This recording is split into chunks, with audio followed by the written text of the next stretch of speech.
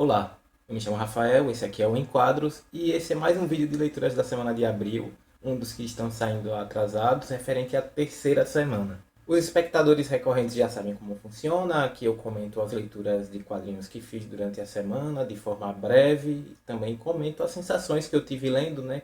Se eu gostei, se não gostei, o que mais curti, o que me chamou a atenção. Mas se você não é um espectador habitual, já se inscreve aí no canal, deixa o like nesse vídeo e se puder, ativa o sininho, né, para receber notificações toda vez que um vídeo for lançado.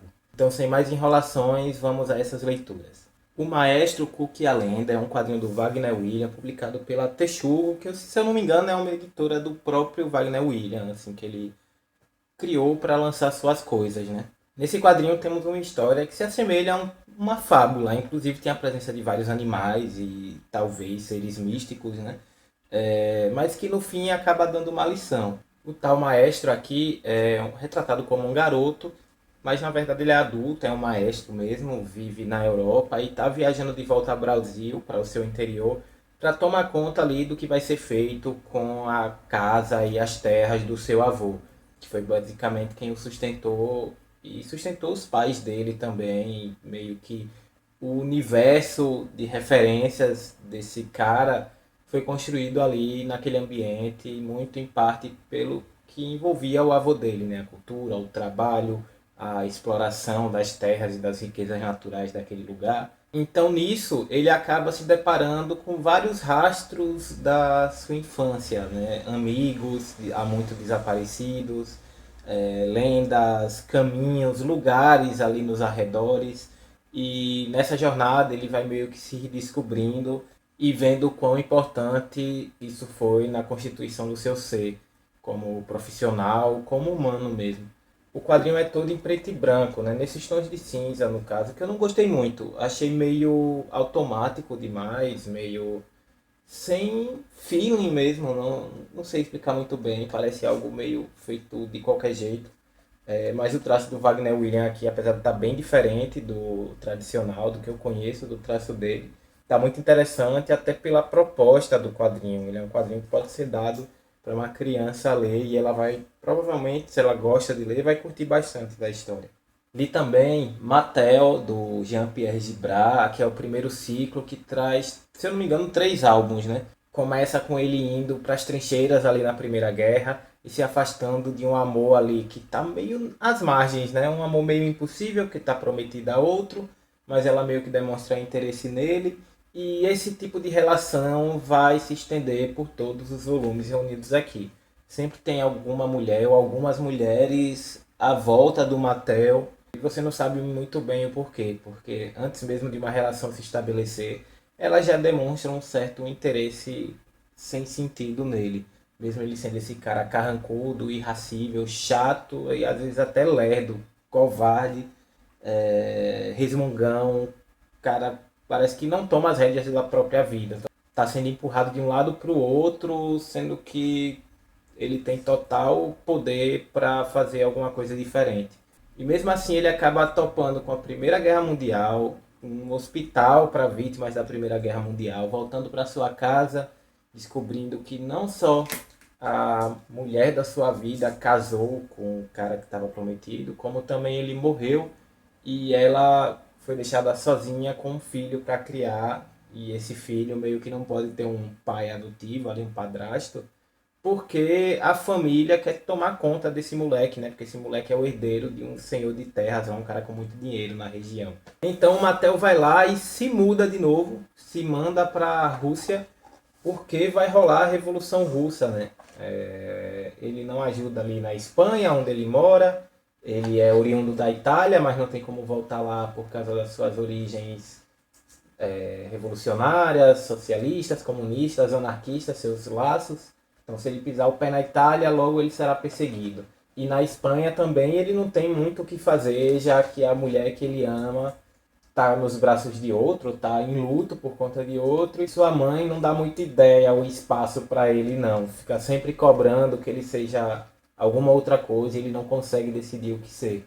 Então, no terceiro álbum, segundo e terceiro álbum, esse cara, o Matel, vai parar na Rússia, no meio da Revolução Russa, né? Enquanto ela está acontecendo aí, vai conhecer uma outra mulher com quem vai se envolver, que já tem uma relação ou outras relações ali, são relações mais abertas com os camaradas. E, assim, o Gibran, ele evita transparecer muito as opiniões dele enquanto constrói esse quadrinho. Isso pode ser um bom traço, né, de um autor, já que ele tenta se manter à parte do que está sendo escrito aqui. Talvez seja bom para biografias, não sei. Mas aqui isso meio que torna o personagem meio ambíguo ou desinteressado. E acho que um personagem desinteressado é meio ruim para conduzir uma história. Aí se alia a isso, as três personagens femininas recorrentes, que meio que morrem de amores por ele, se sentem atraídas por ele, mas que para mostrar que elas têm agência, ele não consegue ficar com nenhuma delas e os motivos são esdrúxulos, até porque ele meio que não toma decisão de nada, como é que ele vai ficar com alguma delas, sabe? É uma edição bonita, um quadrinho grandão, a arte é bonita e tal, tem todos os predicados de um quadrinho do Gibran. Só que além desses pontos da história que me incomodaram, desses personagens sem sal e caricatos às vezes, a tradução aqui me incomodou muito. Parece que todo mundo fala igual, mesmo pessoas de países diferentes, situações sociais diferentes, nortes políticos diferentes, elas falam tudo igual. Não tem personalidade. Os personagens acabam não tendo personalidade. Eu acho que se deve talvez à tradução. Não sei se o Gibran já escreveu esses personagens dessa forma. Porque se escreveu, aí é um problema mais profundo ainda, né? Tipo, por que uma obra tão meia boca, tão feita de qualquer forma, está sendo publicada aqui no Brasil com tanto luxo e pompa, né? O outro quadrinho que li foi Em Limbo, da Debbie J.J. Lee, que é uma autora estadunidense sul-coreana, né? E aqui, como vários dos quadrinhos publicados pela First Second, temos um Coming to Age, um Coming of Age, uma história de amadurecimento de uma mulher jovem, de uma adolescente no caso, passando por suas crises de identidades, seus medos, sua baixa autoestima, as questões com sua aparência, com a cobrança em casa dos seus pais para ser melhor no que faz e tal.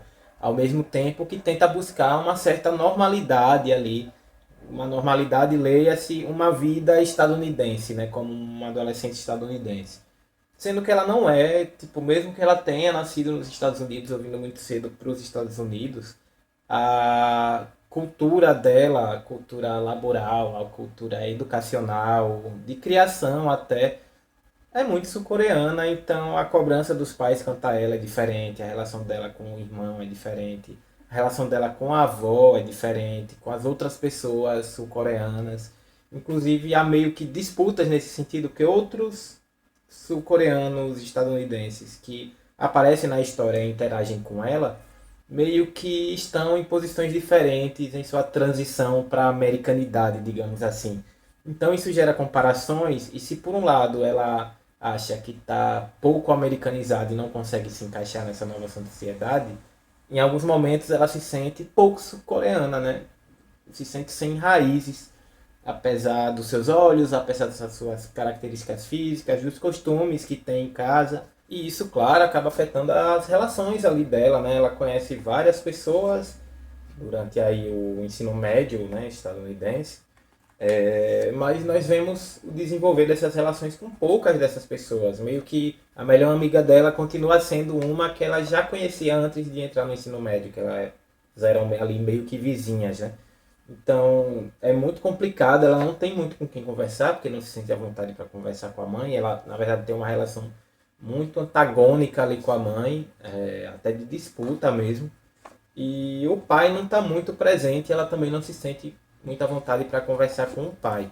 É uma história autobiográfica, diz que é o primeiro quadrinho dela, e na capa e contracapa da edição gringa tem elogios de diversas autoras que trabalham nessa seara aí dos quadrinhos de amadurecimento. Tem a Tilly Wallen na capa, tem Shaun Tan de A Chegada, tem a Rosemary Valero O'Connell.